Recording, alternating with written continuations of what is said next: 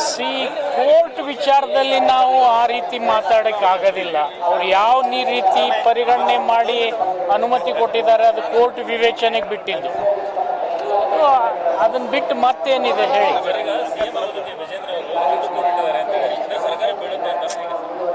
C ಅವೆಲ್ಲ ಗಾಳಿನಲ್ಲಿರ್ತಕ್ಕಂಥ ಮಾತಿಗೆ ಉತ್ತರ ಕೊಡೋದ್ರಲ್ಲಿ ಅರ್ಥ ಇಲ್ಲ. ಅವ್ರವ್ರು ಮಾಡ್ಕೊಳ್ಳಿ. ಅವ್ರು ಇಟ್ಟಾರೋ ಬಿಟ್ಟಾರೋ ಅನ್ನೋದು ನನಗೆ ಹೆಂಗೆ ಗೊತ್ತಾಗ್ತದೆ? ಅವ್ರು ನೋಡಿದ್ರೆ ಅವ್ರು ಹೇಳಿರ್ಬೋದಲ್ಲ, ಅವ್ರು ನೋಡಿರ್ಬೋದಲ್ಲ, ಅದಕ್ಕೆ ಹೇಳಿರ್ತಾರೆ.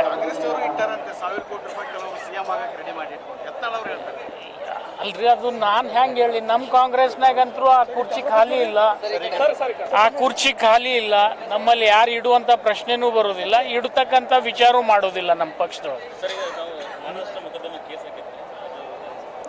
ನೋಡಿ, ಕೋರ್ಟ್ ವಿಚಾರ ಕೋರ್ಟ್ ನಿರ್ಣಯ ಮಾಡ್ತದೆ. ಅದ್ರ ಬಗ್ಗೆ ನಾನು ಮಾತಾಡಬಾರ್ದು, ಮತ್ತೊಬ್ರು ಮಾತಾಡಬಾರ್ದು. ಕಾಮನ್ ಸೆನ್ಸ್ ಇದ್ರೆ ಅದು ನೋಡೋಣ. ಈ ಕೋರ್ಟ್ನಾಗ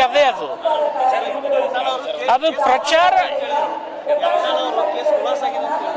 ಕೋರ್ಟು ಕಾಗ್ನಿಜನ್ಸ್ ತಗೊಂಡು ಎವಿಡೆನ್ಸ್ ಮಾಡಿಸಿ ಅಂತ ಹೇಳಿದೆ.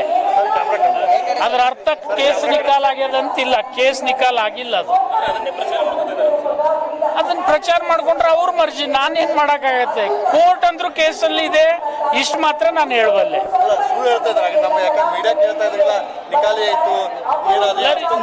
ನಿಮಗೂ ಗೊತ್ತಿದೆ ಅಲ್ಲ, ಕೋರ್ಟ್ ಏನ್ ಆದೇಶ ಮಾಡಿದೆ ಅದನ್ನ ಪ್ರತಿ ನೀವು ತಗೊಂಡವ್ರು.